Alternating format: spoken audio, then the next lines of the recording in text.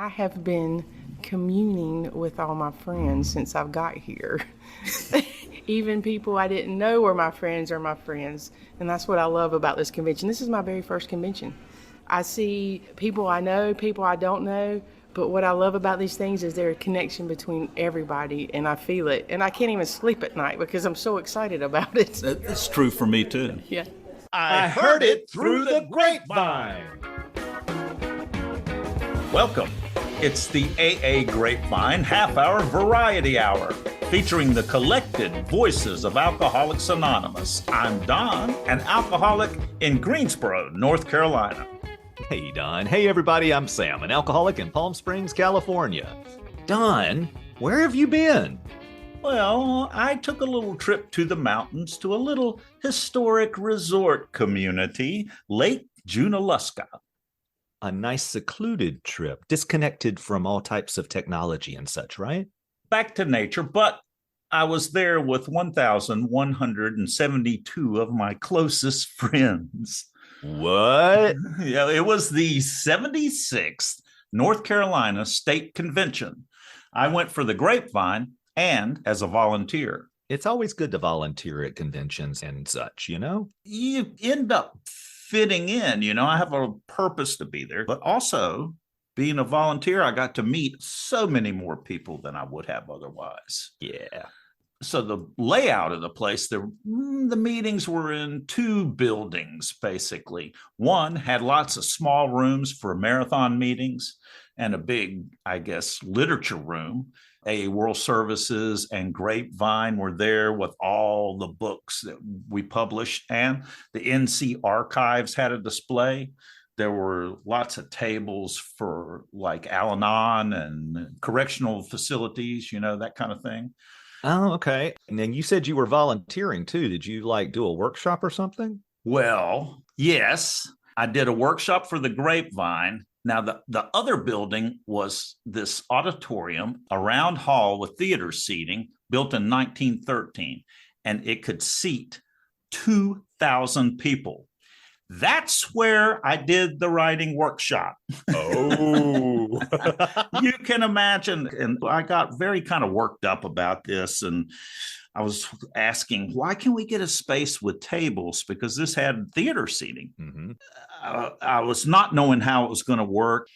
Well, I talked to Allison, the Grapevine chair, and she said, I'll take care of it. And Lizzie is the alternate chair of the whole convention. Went to a big box store and got clipboards. And I mean, a lot of, in fact, they got every clipboard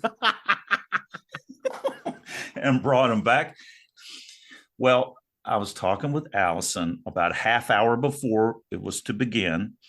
I said I was nervous. I had trouble sleeping the night before about it. And she said, Don, I'm not nervous. How can you not be nervous? And she looked me direct in the eye.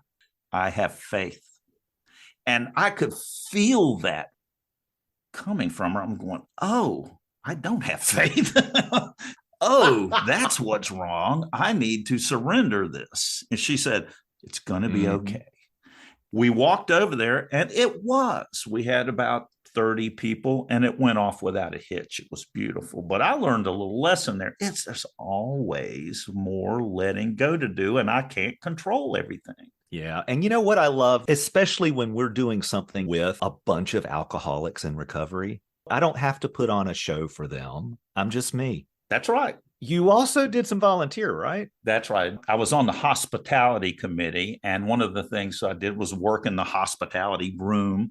It was around 11 a.m. when I showed up for my shift, and I was there with Ludi. I walked into the room, and she was putting out food. She was arranging crackers and cheese on a tray in beautiful designs, and was beginning to make sandwiches with croissants. And I said, let me help. What can I do to help here? And she said, Don, you're really good at talking. Why don't you just talk to people?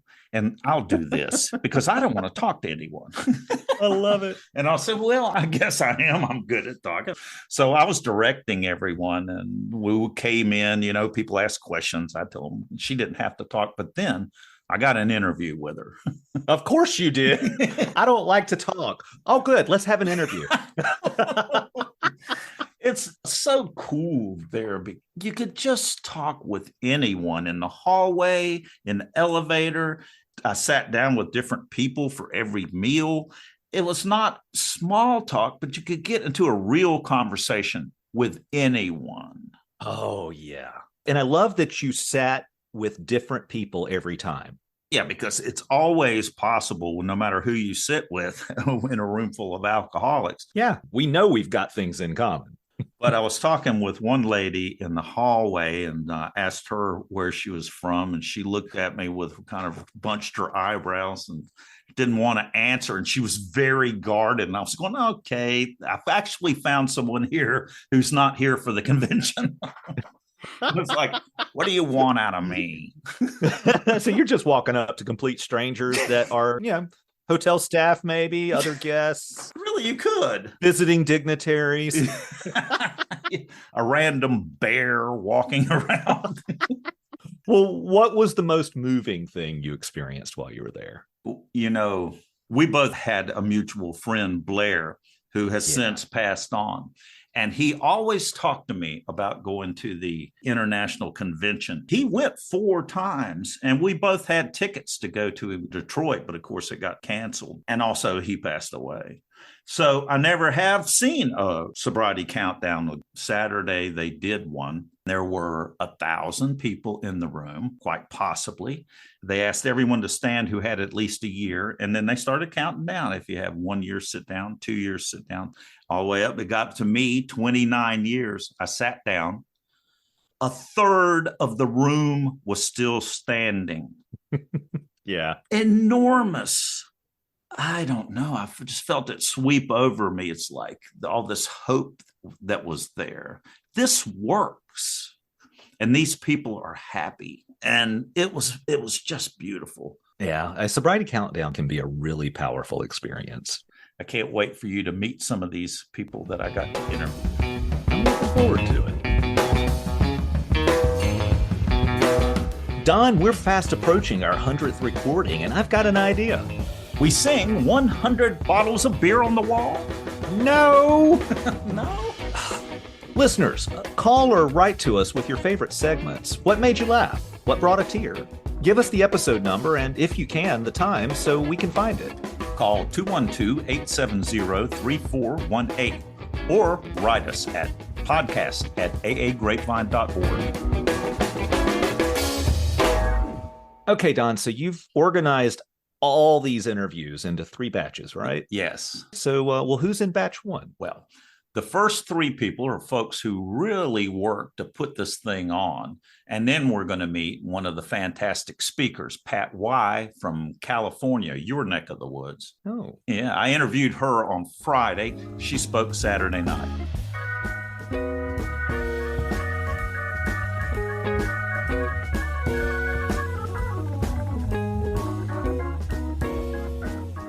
I'm an alcoholic. My name's Elena. Elena, what is your position here at the convention? I'm the convention chair.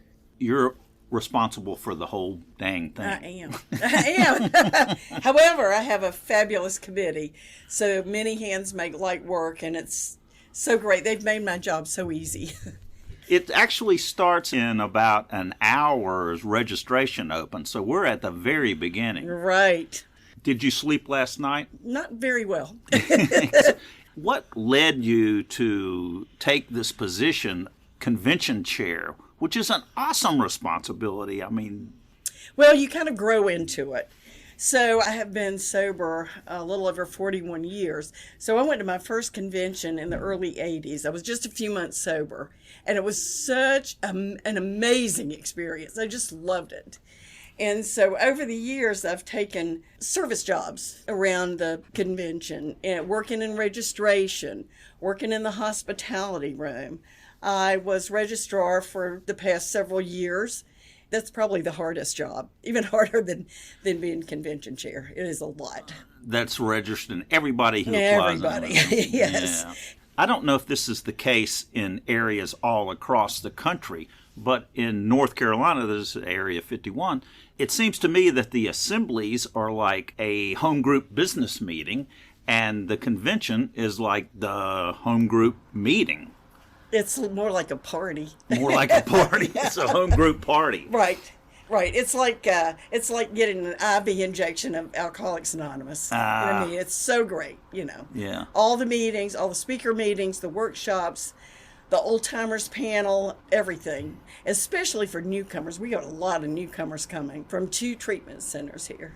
What can you tell somebody who's never been to a convention? What's the reason for going? Well, to have a good time. You know, that's our theme. We're not a glum lot. Just like it says in the big book. And this demonstrates it. A lot of fun things.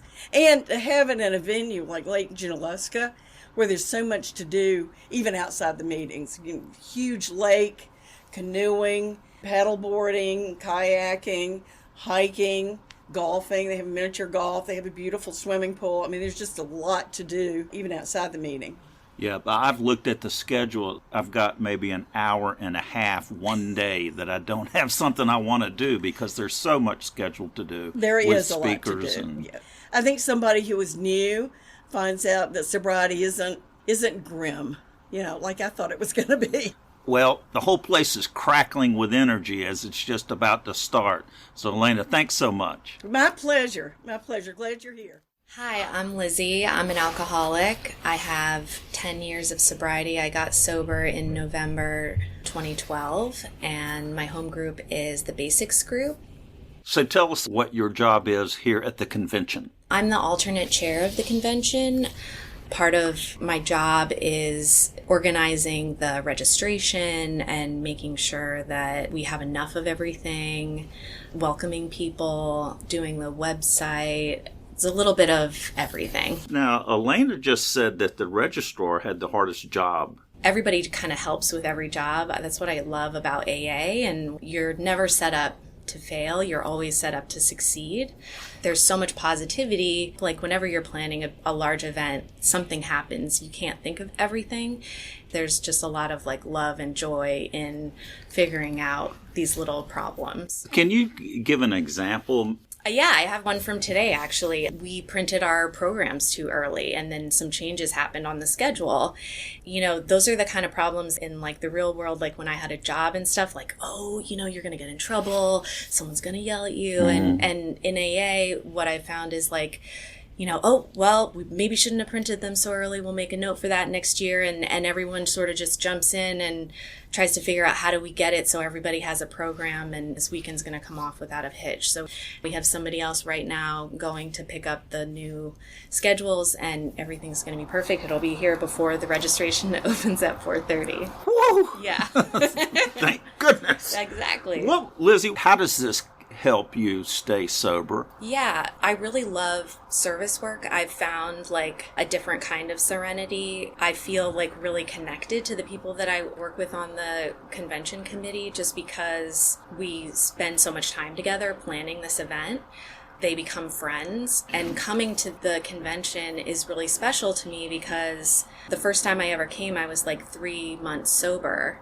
10 years later, now I'm helping to plan it. And it's just kind of a crazy thing when I think about it because I just wasn't somebody who you would trust to do anything like this. So thinking about like how far I've come is just, it's unbelievable. It feels not real. To me, it's a service that we provide for AA where newcomers come to the convention and they see like how great life can be because they see people that are recovered. They see that hope. They see how much fun we're having together because there's a lot of laughter, and that's why the convention is like, we are not a glum lot this year. Fun and recovery. Yeah. All wrapped up together. Thanks, Lizzie. Thank you. My name's Denise. I'm an alcoholic. Sobriety date is November 19th, 2012. I currently live in Durham, North Carolina. So the chair of the convention is actually my service sponsor. Oh. So I was asked to be on the committee. Of course, I said yes. I did the website, and I've been doing registration. And I think we're up to 1093 today off Saturday morning at 9 a.m. That is a big crowd. The theme of the convention is we are not a glum lot. And I think it's really good that we have that many people who are not glum. That's right. Amen. What's something that's happened so far and it's been remarkable? I went to the call-up meeting Friday morning. What's a call-up meeting? Well, you get a ticket when you go in the door, and the chair opens the meeting with a topic, and then they reach in a cup and pull out tickets. And so instead of winning money, you get to go up to the mic and share for 3 to 5 minutes. And my sponsor was selected, and she went up and told a story. She didn't mention me by name, of course, but it was just a memory that came flooding back, and it brought tears to my eyes. I was afraid to go play golf without a beer in my hand, and so I went with her the first time. First time sober. First time sober. And it was fun. You had fun sober. Yeah. I'm not sure what I thought. Like, I thought I was going to go to the golf course and be struck drunk or something, but it didn't happen, and we had a really good time. Denise, thanks for talking. You're welcome, Don. My name is Pat, and I'm an alcoholic. Pat, you're from Seal Beach, California, Yes, and you're one of the speakers. yes. What is it like to speak at a conference in front of, now there are 1,000 registered people? I like it because I actually like speaking at a big meeting as opposed to a little one because of the energy in the room. It just makes it, for me, easier to talk. Yeah, and you're just telling your story. Exactly, my favorite topic, so me. And how does that work for keeping you sober? That's a good question. I think it gives me the opportunity to meet lots of people. AA is the same everywhere, and yet it's different. You know, everybody has a little different flavor, how they do it in this state or that state. And so it's been interesting to me. I've been sober most of my sobriety in the same home group. So that's, as far as I'm concerned, that's how it's supposed to be done. Mm-hmm. But obviously there are, many different ways of doing it. And so it's given me an opportunity to feel some of that, to experience some of that around the country. When did you get sober? August 28th, 1975. You've been telling your story for a good long while. I have. I mean, do you ever have the feeling that it's a story and you're just like repeating the same Well, thing? sometimes I have, not exactly, but sometimes when I'm talking and I'm telling my story, I have the sense, it's almost like I'm talking about somebody else. Because I'm not that person that I was 47 years ago. I'm not the same person I was 20 years ago. It's hopefully, hopefully ever evolving here. So, but I get what you're saying. Does it get stale or whatever? I try not to talk too often because I think it's more Pat than I need to be hearing. I need to be hearing other people. So what can you say about the way that AA is different in different parts of the country and how it's the same? What's your reflections on that? Well, how it's the same is obviously it's the same 12 steps. It's the same book. It's the program is the same. But I guess the way I would say it is individual groups or areas have their sort of customs that are different than other places. I mean, I got sober in Los Angeles, and I was in the same home group for 36 years, and then I moved to the Palm Springs area for 10 years, and then I have moved back. But it was just not that far away. It's only a couple hours away to Palm Springs.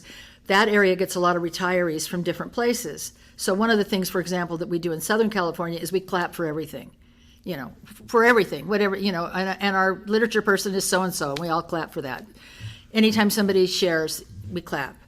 We had a lot of people from San Francisco in the desert, and they don't clap in San Francisco.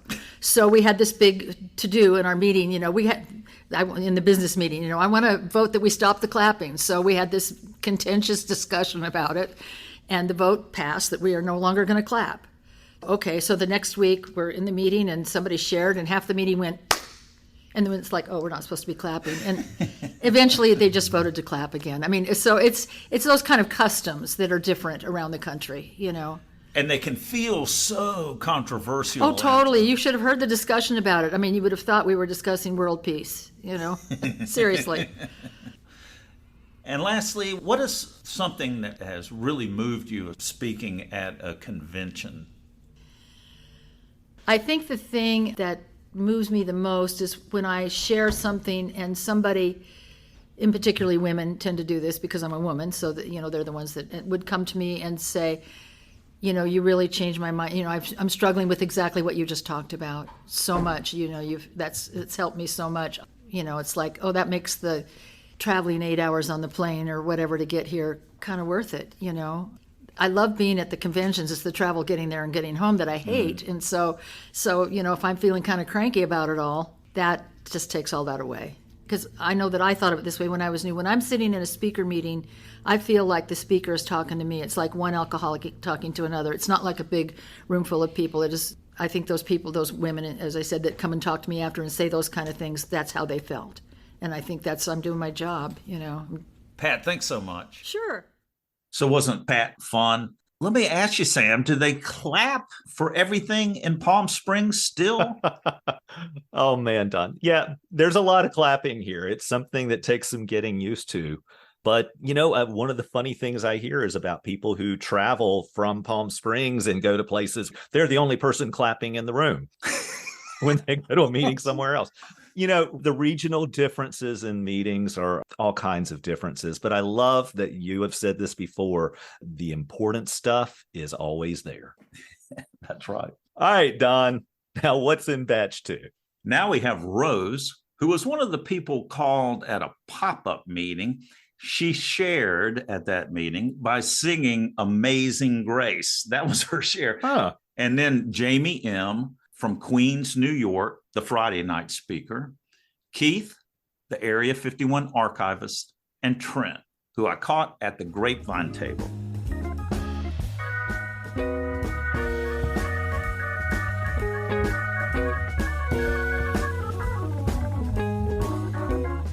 I'm Rose H. My home group is the North Raleigh group, and my sobriety date is October 2nd, 2017. You're all over the convention. I have seen a play that you helped organize and directed, and an AA fashion show, and I've heard you have sung at a meeting. You're just bringing creativity. I just love it. Tell me about the play. I've been doing theater since I was a little kid and singing in rock and roll bands since I was a teenager, and I'm a guitar player and a piano player, and I'm a singer primarily. And finally in 2016, I relapsed on booze. I pulled one drunk, and the next day I went to AA.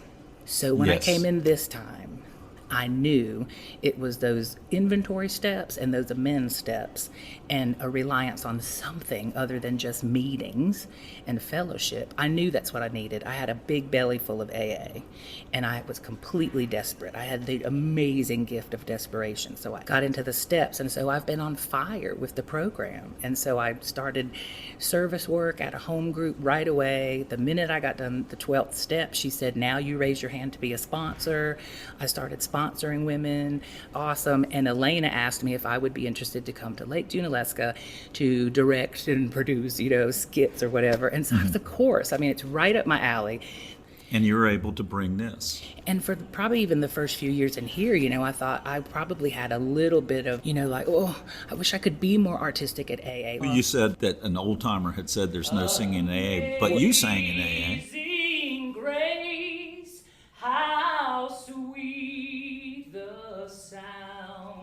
And it's because I think, I don't mind it. For a while there, when I first got back, that was really ringing in my head. Don't sing in AA. Don't talk about being a singer. Don't bring that kind of attention to yourself. You're just a worker among workers, Was blind, but now I see. But I did not have the joy. I didn't have the realization of I can do all this stuff, all the things that I'm passionate about in here. Do you remember the fashion show, the introduction to one of the dresses? Lorna, her ensemble was the willing to go to any length evening wear. And Lorna had adorned herself in a full-length gold lame cape in the fashion of a loose garment. She was literally wearing a loose garment. She was. Yeah, and you know what? Truthfully, the First Things First fashion show was already written, but it was a bit of a different script. I took some of there, but I kind of made it ours with the props we had and the clothes we had and things like that. So I embellished it greatly. I asked permission for that, if that can be done, but members of AA have written tons of skits, and they're out there. and they're always kind of bad. You know what I mean? I'm sure I was sitting there like, this is the worst acting I've ever seen in my life. And now I understand it's supposed to be. You know what I mean? It's fun, and it brings exuberance, and we're not a glum lot. Right. And like, you can't mess up AA. The play that was done, we were inside Bill's head, and there was a corporate boardroom filled with all his character defects: fear, denial, depression, insecurity, anger, control issues. And control issues lust. of running the meeting. Yes.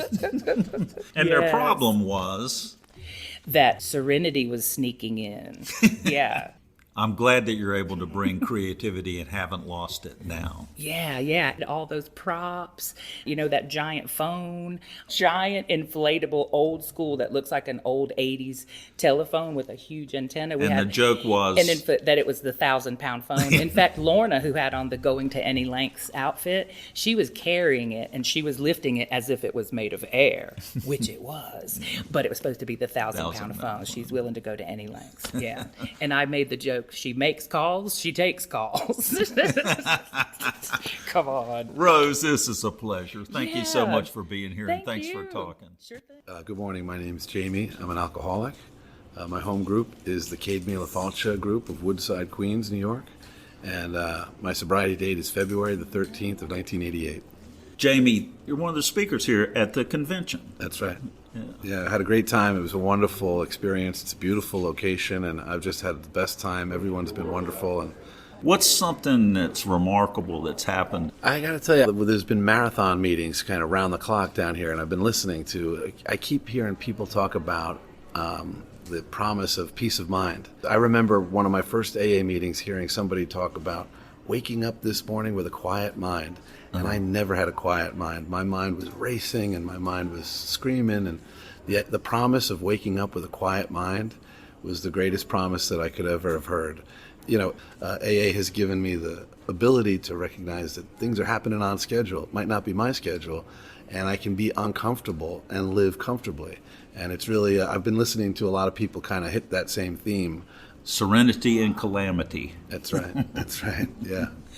You told a story last night, genealogy of your sponsor. Can you share that story? Sure, I'd be happy to. I had this wonderful man came into my life. He called himself Pompous Peter. He was an Englishman from Bristol, England, where he got sober, and he moved to New York, and that's where he and I got together. And he was a real student of AA history, and he was a student of our literature.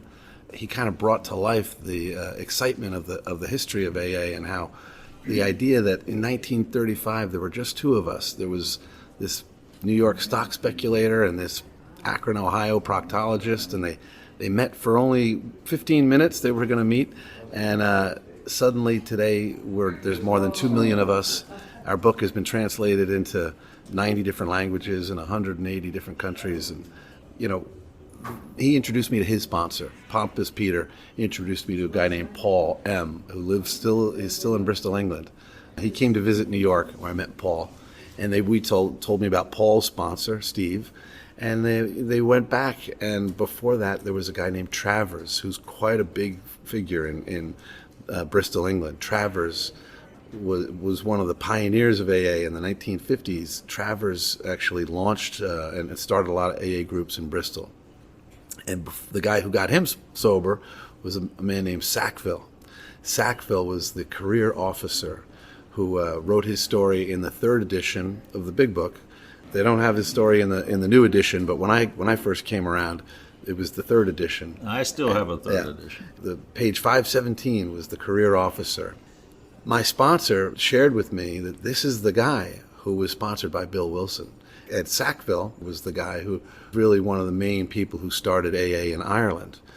He got sober in 1947.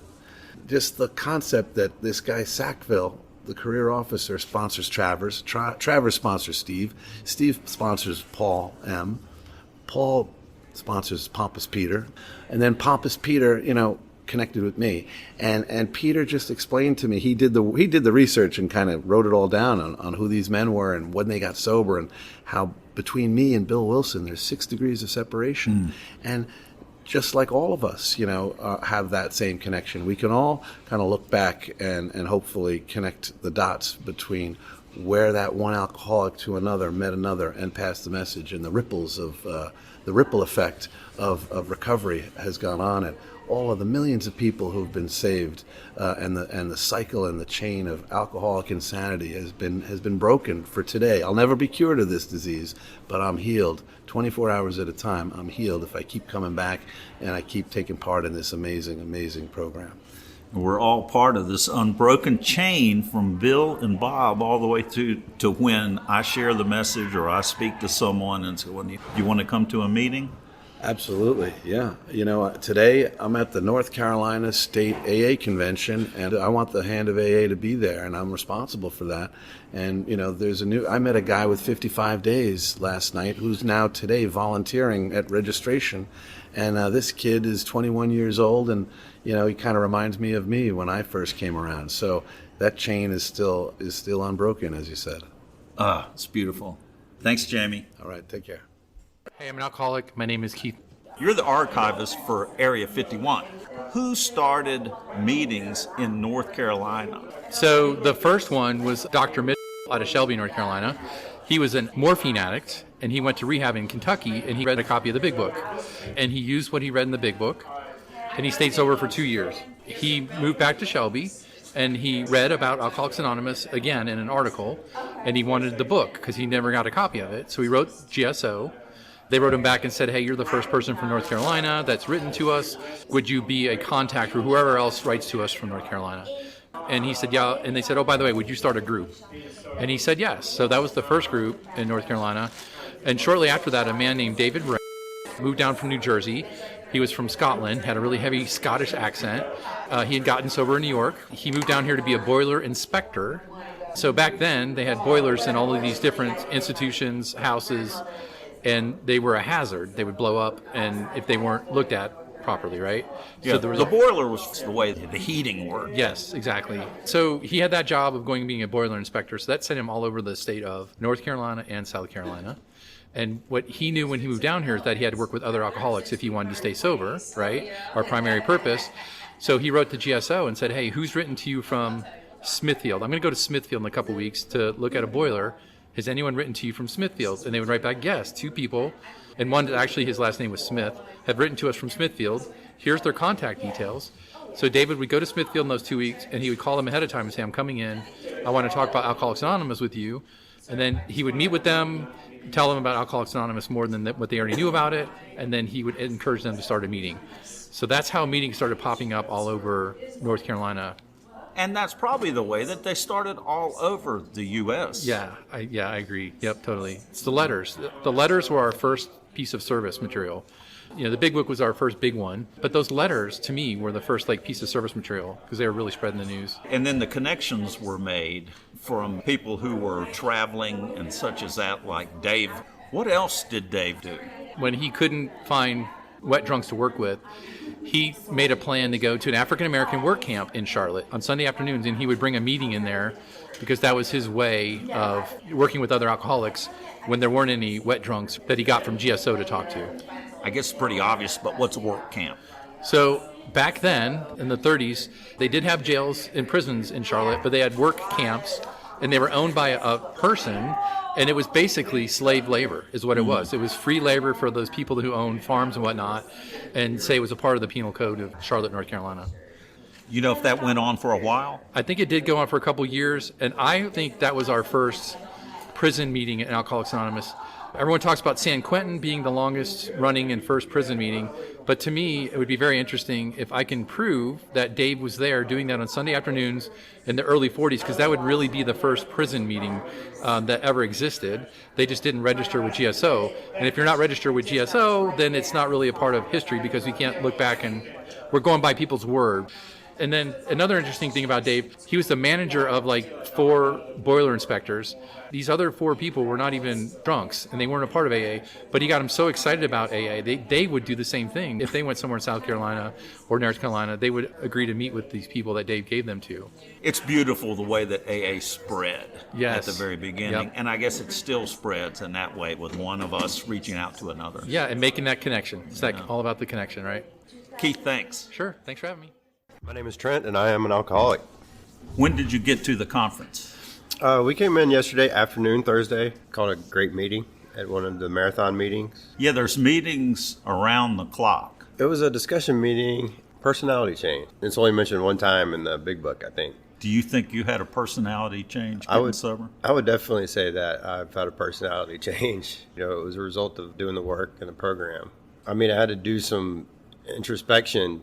There were so many things that I'm unaware of. I didn't realize the extent of my selfishness and self-centeredness, which now I believe is the reason that I drank. I never really understood the reason. I knew that I was out of control, but I never really understood why I kept going back. I never understood the nature of the obsession, and that it was really a personality problem. It was a living problem, and the drinking was a symptom. That was a new concept for me. Yeah. What does that mean, drinking is a symptom? I would become restless, irritable, and discontented by my inability to arrange life to suit myself. I would search for the ease and comfort, and that old-time feeling that came with taking a drink. And man, when it worked, it worked. It made me okay. It made me okay with you, and it made me okay with me, and it made everything out in the world okay. And that's what it did for me until it didn't. It's a symptom of my dis-ease, my discomfort, my inability to be comfortable in my own skin, Alcoholism is a disease. Right. Has anything happened at the convention that's rewarding so far?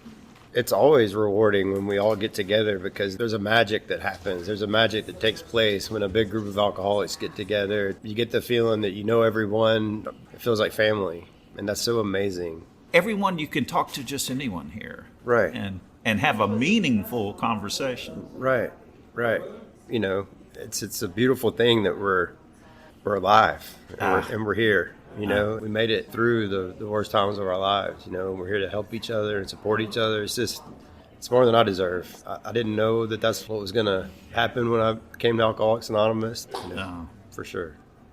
Thanks, Trent. Yeah, absolutely. Thank you, Don. That sounds like it was a blast. I'm envious. No, don't be, Sam. If all goes according to plan, you're going to be going to San Francisco for the Ikipa convention. It's true, where the Grapevine will release the new Grapevine app. It really is an honor to get to go to these events and meet all these wonderful AA people. It truly is. I mean, what a treat, and to get to know so many people. And like you were talking about with sitting down with folks at dinner, we can jump right into a real conversation because, we already know what we've got in common. That's pretty good for an extroverted introvert like me. I prefer to think of myself as an outgoing introvert. You're an introverted outrovert. Outrovert? Sam, to top off my convention weekend, they had a raffle for the banner, which hung above the stage. It was this beautiful stylized image of a person with upraised arms standing before a vast mountain view. And across the bottom was written the weekend theme, "We are not a glum lot." That banner is something like 5 feet tall by 7 feet wide. They drew Karen's name. She's in my home group. Oh. And now the banner hangs in front of the chairperson's table at our meeting. It's beautiful. Oh, that's awesome. Yeah. But Don, we're almost out of time and we still have another batch of interviews, including Ludi. I know. I got more than we could possibly fit into half an hour, and they're all interesting, every one of them. So those of you who want to can keep listening after the show for even more from the 76th North Carolina Convention. Kind of like the meeting after the meeting. Have another cup of coffee and sit back and relax. Sit right back and you'll hear a tale of a thing.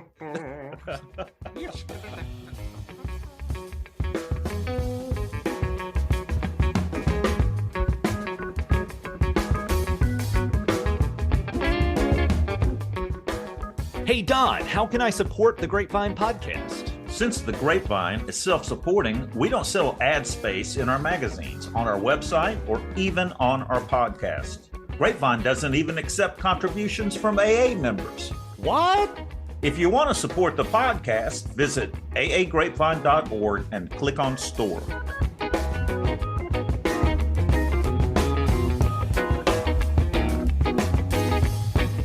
I'm at the very wit's end.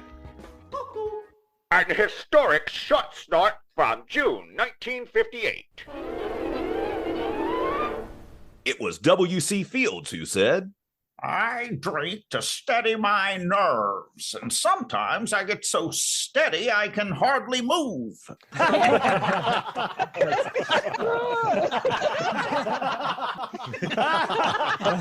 It's really not that funny.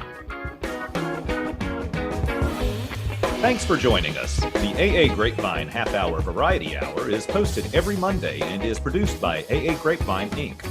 We don't speak for AA as a whole. We share the experience, strength, and hope of members to help others recover from alcoholism. Podcast info, including how to call in, is at aagrapevine.org/podcast. Find AA Grapevine on Instagram and the AA Grapevine channel on YouTube.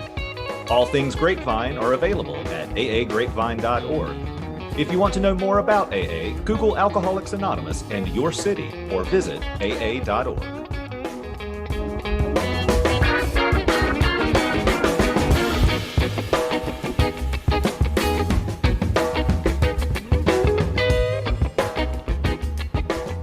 I'm an alcoholic and my name is Steve L.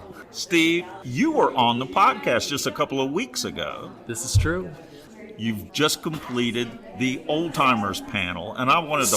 Seasoned AA member, not okay. old time, right? Okay, seasoned AA member, beautiful. And I just wanted to follow up what your experience was like speaking in that big room. So if you can imagine, when you're asked to speak at such an event really far in advance, like December, January timeframe, I gave that talk while mowing the lawn a bunch of times. And so, yeah, it was a great experience. I had no idea how big the facility was going to be. I've spoken in big venues before, but not as big as this. But what a great experience. You were one of 3 speakers. What feedback did you get? Interesting is that one of the speakers backed out, so we had another speaker fill in, and he said, "Oh, I didn't want to go first," and the other person didn't want to go first, and I said, "Well, I'll go first." Mr. Willingness. It's Mr. Willingness, say yes, right? So great feedback, yeah, and I thought that the other speakers did a great job as well. Got the message across. We all covered different categories, but it was really good. And now you can relax. Now I can relax. The suit is off. I'm wearing shorts and sandals. Yes. Steve, it was a great talk. Thank you. Thanks for following up. I'm Ludi. I'm from Raleigh. My home group is Prodigious Result. Hey, Ludi, when did you get sober? In December of 2018. What part does coming to a AA convention play in your sobriety? Well, I'm not a very social person, so I get to practice being social around, people like me, like alcoholics. Yeah. That might be a little weird and a little just off sometimes. Would you say you're more comfortable sitting in your room than getting into a crowd of 900 people? Yeah. So you were in the play that was performed last night. That was fun. There wasn't much acting involved. I played control issues, so it wasn't that difficult. So Serenity ended up taking over, and we all got fired. It was kind of like a board meeting kind of setup. Mr. Alcoholism was the boss, and then Serenity came in and fired all of us at the end. Yeah, it was very much fun. Ludi, thanks for joining us. You're welcome. I'm an alcoholic. My name is Lily. Greensboro, North Carolina. And when did you get sober? August the 10th of 2020. And what's it like for you here at the convention? I like running into people that I already know that are here from my area, and the lake is beautiful. It's a nice tranquil area, to have a conference. I'm meeting a lot of new people. I'm enjoying how many meetings there are, the variety too. What's something that you've taken away from one of the meetings? The one marathon that we've been to was last night, and that was the personality change. It's a great reminder of where I was and the work that I had to put in to get to where I am now. Mm-hmm. It was a complete personality change, and I don't really know when it happened. It just, as I started working the steps, and I started to seek my higher power in everyday life, it just started to change. I became more happy, joyous, and free. Things weren't so serious. Yeah. Rule 62. Right. Don't take yourself so seriously. Exactly. Where are you staying? We're staying at the Lambeth Inn. I don't know, maybe a mile up the mountain. That's a long walk. Yeah, we're not walking. We're taking the tram, which is very nice. It runs every 15 minutes, so that's convenient. This convention is spread out over a few buildings. Mm-hmm. Lily, thanks for joining me. My name's Chris. I'm an alcoholic. My home group is the Castle Hayne group in Castle Hayne, North Carolina, and my sobriety date is May 2nd of 2022. It was pretty cool to see all the sobriety in the room. Like, pretty much seemed like everybody had 30. There was a lot of people with 30 plus years here this weekend. That sobriety countdown. Yeah, that was pretty cool. I think at 30, there was still like a third of the room standing up. Yeah. What was the most fun experience this weekend? I did a lot of service this weekend. That was kind of fun. I like doing service. In what way? Well, Wednesday we helped do all the packets. I don't know. I just did a lot of stuff. Just whatever was needed. How did you happen to come to the conference? My sponsor was on the committee, so I got here Wednesday with him. You were voluntold to come to the conference? No, not really. Good. You'd think that, but, well, I have the potential to get voluntold, but I'd volunteer. Mm-hmm. What's something you heard this weekend that has really going to stay with you? I like the last speaker and how he was talking about we all have the ticket. Yeah, we are all given a ticket. When we get here. When we get here. Whether we use it or not is up to us. That was Cliff G. from Oklahoma. And I like what his wife had said, helpfulness is the sunny side of control. I like that because I try to be helpful. Yeah, Lori G. Yeah. I think I could qualify for that fellowship as well, probably. For Al-Anon. Yeah. I like to come in and save people sometimes, and I destroy my own life in that aspect sometimes. How did you surrender? How did you come to AA? Well, this time I came to AA after a pretty bad relapse. So I was in the hospital for a month. Got out of the hospital, went pretty much 3 weeks, went right back to doing the same thing 3 weeks after. I didn't want to. I drink against my will, basically. By doing that, I came to the conclusion I didn't want this life of drinking all the time. And I did it for me for the first time, not for anybody else. I never did that. It's always been for somebody else, my parents, probation, court, never for me. So what I'm hearing is all the willingness. It sounds like that's coming from a place where I don't want to drink anymore. I'm done with it, dude. Yeah, if I don't want to do something, I'm not going to do it. That's just me. I just don't. I won't. I never have and I never will. Well, Chris, I appreciate you doing this. No problem. I understand that you wanted to do this. Yeah, I definitely did.